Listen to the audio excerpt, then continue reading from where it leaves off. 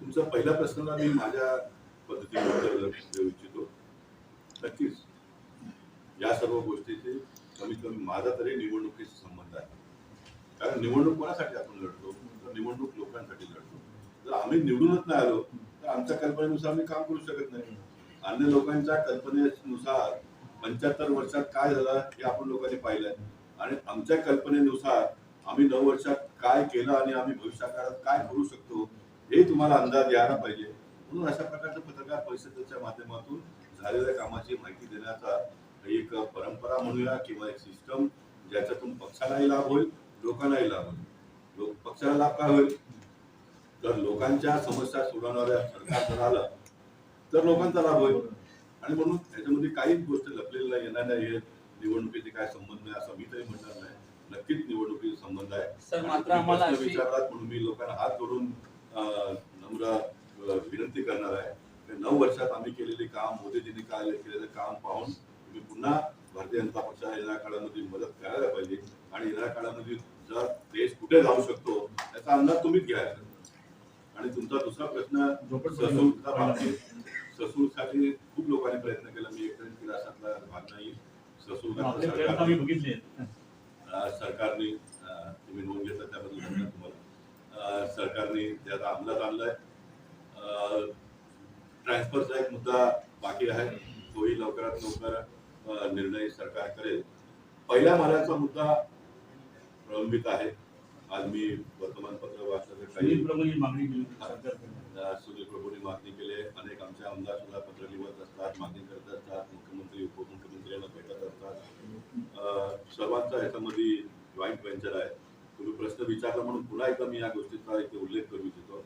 माझा पहिल्या माल्याचा मुद्दा मुंबई शहरामध्ये जे लोकांनी घरं बांधलं आणि पहिला माला बांधला त्याच्यात भाडे करून ठेवला अशा लोकांचा मुद्दा नसून ज्या जमीन मालकांनी चाल बांधला आणि वरती वेगळे भाडे करून त्यानं विकलं.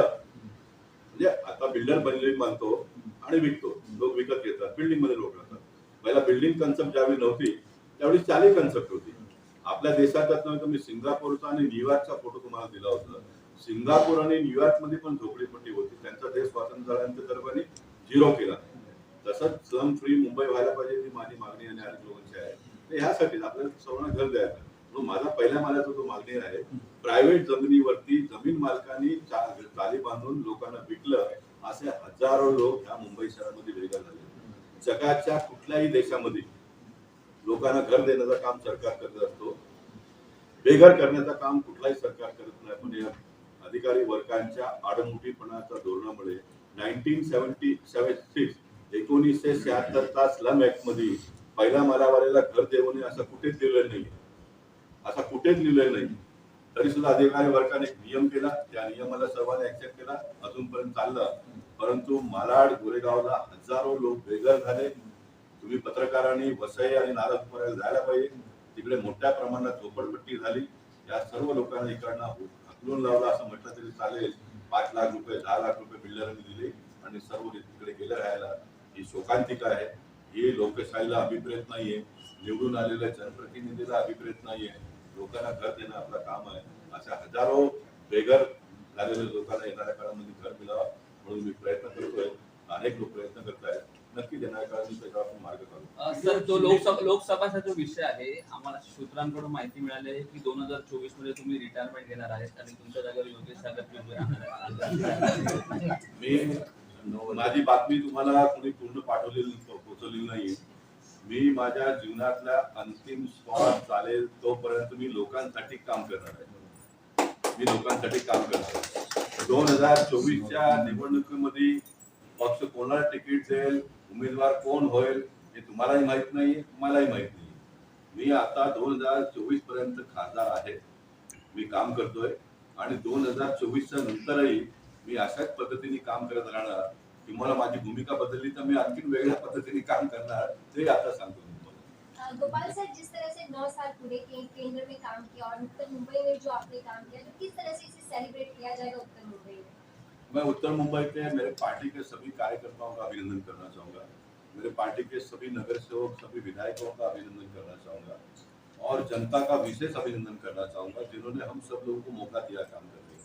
और मैं ऐसा मानता हूँ कि उत्तर मुंबई, पूरे मुंबई में उत्तर मुंबई की ख्याति अलग सी है। हमारे यहाँ पर 4 चुनकर आए हुए विधायक हैं, 24 चुनकर आए हुए नगर सेवक हैं, 2 विधान परिषद के हमारे पास विधायक हैं, और एक उत्तर मुंबई में बहुत अच्छा वातावरण है। एक संवाद लोगों के साथ में अच्छा निर्माण करने का हमारे सभी जनप्रतिनिधियों ने मिलकर किया है। यहाँ पर लॉ एंड ऑर्डर अच्छा है। यहाँ पर पॉल्यूशन की बात अगर आप करेंगे तो वो भी बहुत अच्छी स्थिति है। यानी समस्या 100% समाप्त हुई है तो नहीं हुई है। मैं हमेशा कहता हूँ कि मानवीय जीवन जब तक रहेगा तब तक समस्या रहने वाली है।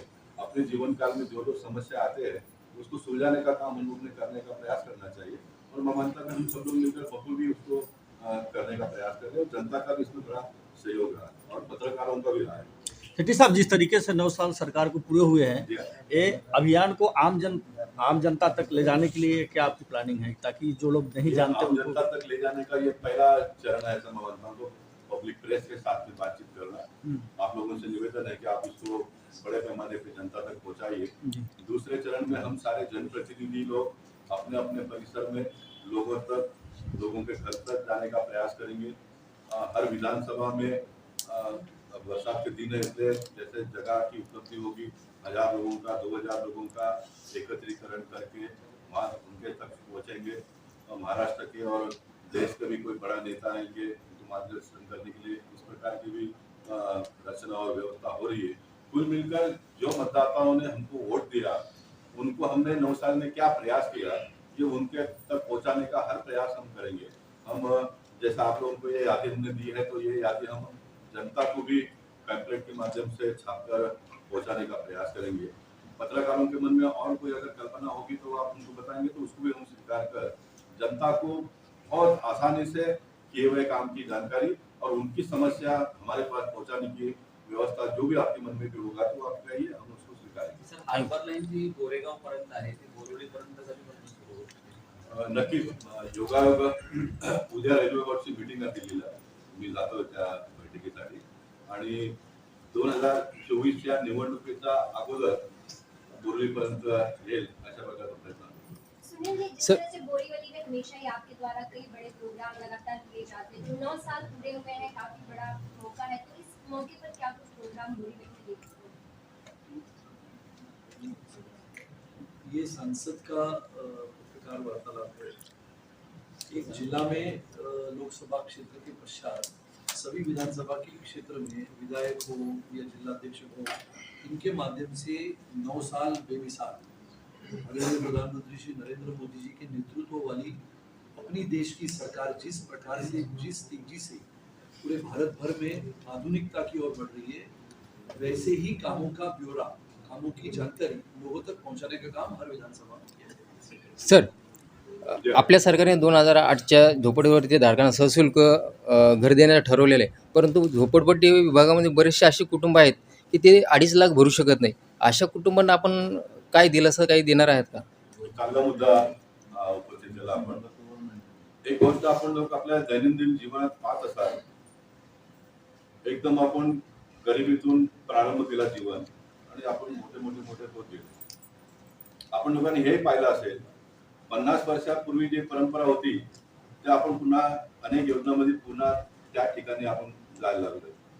आता तुमच्याकडे जर वेळ असेल तर आम्ही सर्वजण योगेश भाईंचं जलशिवारचा खूप अन्य ठिकाणी पण जाऊन काम केलं। नॅशनल पार्कला पहिला बांध बांधून लावून पाणी अडवायचे लोक। नॅशनल पार्कला आताही बघा तुम्ही, या वर्षी आपण केलं, आजही तिथे पाणी आहे, आणि ही कल्पना आपल्याला भविष्य काळात पुढे आणावं लागेल। तर मग सर्व नदीमध्ये पाणी राहणार, पावसामध्ये पडणार, आता तो बाहेर समुद्राला जातो, तर तो एक आपल्याला करावा लागेल येणाऱ्या काळात। तुमचा जो मुद्दा होता, काही लोकांना 2.5 लाख रुपये पण नाही, त्यांना काय मिळणार? महाराष्ट्राचे मुख्यमंत्री देवेंद्र फडणवीस जी असताना त्यांनी एक योजना आणली, रेंटल हाऊसेस। ज्यांना घर स्वतःचे नाहीये त्यांना सरकार घर बांधून देणं, कारण हे घर बांधण्याचं काम सरकारचं असायला पाहिजे। मी माझ्या जीवनात मुंबई सोडून कुठे बाहेर कधी गेलो नाही। एकदा मी गेलो कतारला, एक दिवसात आमचा बंड समाजाचा वर्ल्ड कॉन्फरन्स होता, तर मला खासदार म्हणून सांगितलं, मला यायला नाही, मी गेलो आणि दुसऱ्या दिवशी मी परत आलो। कतारची लोकसंख्या 4 लाखाची आहे। कतारला बाहेरचे 8 लाख लोक येऊन नोकरी करतात तिकडे। 8 लाख लोक बाहेरचे आहेत, ते येऊन नोकरी करतात। तिकडची सिस्टम एखाद्या कंपनीमध्ये कोणाला नोकरीसाठी अन्य देशातून बोलवलं तर त्याची राहायची व्यवस्था त्यांनी करायची. तर तिकडे ऍडव्हान्स मध्ये लोक बिल्डिंग बांधून रेडी ठेवतात, तिकडे झोपडपट्टी होणारच नाही. ही आपल्या देशात सुद्धा आपल्याला करावं लागेल. आणि म्हणून देवेंद्र फडणवीसांची जी मराठी संकल्पना आहे रेंटल हाऊसेस, आपण येणाऱ्या काळामध्ये रेंटल हाऊसेस बांधणार आणि लोकांना घर मिळणार. ही झोपडपट्टी कन्सेप्ट आपल्याला स्लम फ्री मुंबईमध्ये आपण भाषा करतो ते येणाऱ्या काळामध्ये आपल्याला दूर करावं लागेल आणि तोही प्रश्न येणाऱ्या काळामध्ये सुटेल. म्हणजे पहिला काय होतं, चाल मालिक चाल बांधायचं, लोकांना भाडे द्यायचं, पगडीचे घर आताही तुम्ही बघता आता तुटायला लागले सर्व. पहिला ही कन्सेप्ट होती, पुन्हा एकदा आपल्याला त्या कन्सेप्टवर जावं लागेल. कारण 15,000, 20,000, 25,000 रुपये नोकरी करून कमवणारा माणूस 1 कोटीचा फ्लॅट घेऊ शकत नाही. आणि म्हणून त्या लोकांना रिजनेबल भाड्याने घर मिळेल अशा प्रकारची व्यवस्था करावी लागेल. सरकारने त्याची योजना बनवलेली आहे. Thank you sir. 2014 में जब भारतीय जनता पार्टी की सरकार आई थी तभी 3 मुद्दे बहुत प्रमुखता से लिए गए थे, जिसमें सबसे पहला था महंगाई। ये तीनों पर आज हम कहाँ पर हैं 9 सालों में, उसके बारे में थोड़ा सा brief कीजिए। देखिए, महंगाई के बारे में एक अंतरराष्ट्रीय मापदंड उसका सर्वे वो लोग करते हैं और वो बार बार चक्कर आता है। तो अब की ये आज की तारीख में पूरे देश भर में महंगाई का इंडेक्स अपने देश में कम है, मतलब महंगाई नियंत्रण में। मैं इस बात का दावा नहीं करता हूँ कि एकदम सब लोग सुखी है करके, मैं इस बात का बिल्कुल दावा नहीं, लेकिन सरकार चलाने की व्यवस्था होती है ना, तो उसके हिसाब से भी महंगाई अभी नियंत्रण में है। एक अंतरराष्ट्रीय इंडेक्स के मापदंड के हिसाब से अपना देश का एक इंडेक्स आता है, उसके माध्यम से। दूसरा मुद्दा आपका था बेरोजगारी। बेरोजगारी, अब रोजगार उपलब्ध करना, तो मैंने बताया कि इंफ्रास्ट्रक्चर डेवलपमेंट हो, नए नए कारखाने का निर्माण लगाना हो। महाराष्ट्र में जो प्रोजेक्ट देवेंद्र फडणवीस जी जब मुख्यमंत्री थे तब उसका उद्घाटन केंद्र के मंत्री आकर किया था उन्होंने। बहुत बड़ा रिफाइनरी का प्रोजेक्ट आने वाला था, जिसको हमारे साथ में 25 साल यूपी में जिन्होंने रहा उन्होंने उसको विरोध किया। अब फैक्ट्री लगेगी नहीं तो रोजगार कहां से हम देंगे, इसलिए फैक्ट्रियां लगनी चाहिए। पत्रकारों ने भी इस विषय के बारे में मैंने क्या कहा, उन्होंने क्या कहा, मेरा हमेशा ये होता है पत्रकारों में, आप अपनी भी बात को रखिए तो थोड़ा ये पॉलिटिकल सिस्टम के लोगों को थोड़ा डर लगेगा। पूछना चाहिए किसी ने, फैक्ट्री नहीं लगेगी तो लोगों को रोजगार कैसे मिलेगा। सामान्य से सामान्य जिसके पास 1 एकड़ का भी खेती होगा वो भी अपने बच्चों को पढ़ा लिखा कर वो चाहता है कि ये अच्छा कोई फैक्ट्री में इसको काम मिले, उसको काम मिले, लेकिन फैक्ट्री हम डालेंगे तो काम कैसे मिलेगा, इसलिए फिर लोग बाहर जाते हैं। आज आपकी जानकारी के लिए आप पूरा देश का अगर सर्वे निकालेंगे, पढ़े लिखे सारे बच्चे आज ही बाहर जाते हैं। इसलिए मोदी जी जो बात करते हैं आत्मनिर्भर भारत की बात करते हैं, मेक इन इंडिया की बात करते हैं, स्टैंड अप और स्टार्टअप की बात करते हैं, तो क्यों कि रोजगार यहाँ पर ही खड़ा हो, फैक्ट्री यहाँ पर लोग डालें, चाइना का इंपोर्ट सब माल आना बंद हो जाए, यहाँ पर मैन्युफैक्चरिंग हो। ये आत्मनिर्भर भारत की इसलिए बात करते हैं ना। मोदी जी ये भी कहते हैं कि बाबा बड़ा कोई फैक्ट्री खुलेगा उसमें आपको नौकरी मिलेगा, वो तो ठीक ही है, लेकिन आप स्वयं एंटरप्रेन्योर बनिए, आप स्वयं कुछ व्यवसाय करिए जिसमें से आप 2-5 लोगों को नौकरी दे सकते हो। ये सारा कल्पना उसके पीछे का ये है, लेकिन काम करने देते नहीं विपक्ष के लोग।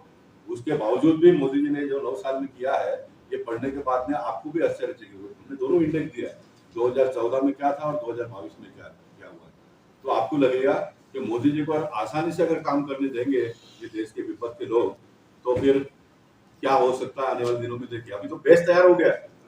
मोदी जब 2014 में सत्ता संभालने के बाद में जो उनके मन के मुताबिक ब्यूरोक्रेसी, पॉलिटिशियन किसने कैसे कैसे काम करना चाहिए, बेस अभी तैयार हो गया। अब तो गाड़ी बहुत फास्ट दौड़ेगी, जो भी स्कीम लाएंगे उसको इम्प्लीमेंट तुरंत हो जाएगा। इसलिए आपने पूछा कि ये जो प्रेस कॉन्फ्रेंस 2024 के लिए है क्या, तो मैं आपसे निवेदन करता हूँ ये 2024 के लिए है। इससे भी ज्यादा स्पीड में काम आने वाले दिनों में होना चाहिए। तो आपने भी जनता को अपील करना चाहिए कि मोदी जी को बड़े पैमाने पर जिताओ, है ना। भारतीय जनता पार्टी के जहाँ पर भी विधायक सांसद चुनाव लड़ेंगे उनको जिताओ, तो ये देश का प्रगति होगा। हमारी कुछ कमियां होगी, खामियां होगी, आप हमको बताइए, उसको हम एक्सेप्ट करेंगे। तीसरा किसानों को लेकर, किसानों के बारे में आपने देखा ये जो बिल आया और उसको विड्रॉ भी करने की नौबत आ गई। ये बिल में सभी किसानों के हित में था, लेकिन आंदोलन इतना बड़ा खड़ा हो गया देश में, देश के प्रधानमंत्री को माफी मांगनी पड़ी। ये मेरा संसद में जब मैं बैठा था, मुझे सबसे गर्व देने वाला विषय जब राम मंदिर का ट्रस्ट का निर्माण पार्लियामेंट में हुआ, वो मेरे लिए गर्व का था। और सबसे दुखी अगर कोई विषय में हुआ होगा मैं, तो प्रधानमंत्री ने जब ये किसानों का बिल वापस लेके देश के लोगों से माफी मांगी, ये उनका बड़प्पन था, उन्होंने माफी मांगा। इसमें पूरा का पूरा मीडिया ने, मैं ऐसा मानता हूँ कि जितना बताना चाहिए, तो आंदोलन करने वाले लोगों को किस प्रकार का वहाँ पर सुविधा उनको था, किस प्रकार का वो एंजॉयमेंट कर रहे थे और किस प्रकार से किसानों के जीवन के साथ में खिलवाड़ कर रहे थे, लेकिन उसको जितने बड़े पैमाने पे जाना चाहिए था वो लोगों तक पहुंचा नहीं। इसमें सारा का सारा किसानों के भले में था, सारा का सारा, लेकिन उसके बावजूद भी वापस लेना पड़ा। किसानों की आमदनी दुगनी करने की बात प्रधानमंत्री ने की है। अब 1.5 से ज्यादा आमदनी हुआ है। किसानों को यूरिया पहले मिलता नहीं था, आसानी से मिलने लगा है। किसानों के अब बारिश बिन मौसम कभी आ जाता है, किसानों को नुकसान हो रहा है। उसमें भी मैं मानता हूँ कि महाराष्ट्र की सरकार ने, एकनाथ शिंदे जी और देवेंद्र जी ने दौड़ कर जाकर मदद करने का था, वो किया। देश के कुछ ही राज्यों में 6,000 रुपया किसानों को केंद्र सरकार की ओर से मिलता है, तो 6,000 महाराष्ट्र के सरकार से देने का भी अगर निर्णय किया हुआ तो ये अपने महाराष्ट्र में हुआ है। ये भी आपको देखना चाहिए। ये बात को जब मैं करता हूँ तो ये मुंबई के बाहर के किसानों को ही नहीं, आज उत्तर प्रदेश के जितने लोग यहाँ पर मुंबई में रहते हैं, वहाँ उनको 6,000 रुपया मिलता है, तो यहाँ से उनको भेजने में थोड़ा आसान हो गया ना, तो उनको हर बार भेजना पड़ता था, ये भेजते हैं। अब महाराष्ट्र के मराठी किसान जो मुंबई में रहते हैं, बड़े पैमाने पर रहते हैं, साहब उनको 12,000 रुपया उनको मिलता है, तो आप एक आध महीने में उनको मंडल में नहीं भी करोगे तो चलता है। तो यहाँ के मराठी लोगों को भी उसका फायदा हुआ है। अब ये किसी ने समझाना पड़ेगा लोगों को, यानी कितना बड़ा क्रांतिकारी हुआ। 12,000 रुपए का महीने का, यानी क्या होगा, महीने का 1,000 रुपया। जरा मैं ये पूछूंगा तो थोड़ा पिंच होने वाला होगा। बहुत सारे ऐसे परिवार होंगे जो उनको मुंबई में रहकर भी 1,000 रुपया घर में महीने का देते नहीं होंगे, जो आज सरकार के माध्यम से उनको 1,000 रुपया डायरेक्ट मिल रहा है। यानी इतना बड़ा हुआ है। मैं इस बात का दावा नहीं करता कि सब मुद्दे खत्म हो गए, सब आसानी से हो गया। किसानों को लाइट नहीं मिलता था, आज हमारे देश में बिजली सरप्लस हम पैदा कर रहे हैं। हो सकता है आने वाले दिनों में रेट कम भी होगा। दुनिया का सबसे बड़ा सोलर प्लांट गुजरात में बनकर तैयार है। वो जब बन जाएगा तो बिजली पर्याप्त हमारे पास होगा, तो बिजली का रेट अगर कम होगा तो किसानों को डायरेक्ट फायदा होगा, किसानों को पानी मिले, इस प्रकार की व्यवस्था हमने की है। यानी सरकार के माध्यम से जो करना है वो करने का प्रयास हो रहा है, पूरा नहीं हुआ है, और बहुत कुछ करना बाकी है, कर रहे हैं हम। Thank you sir. Thank you sir.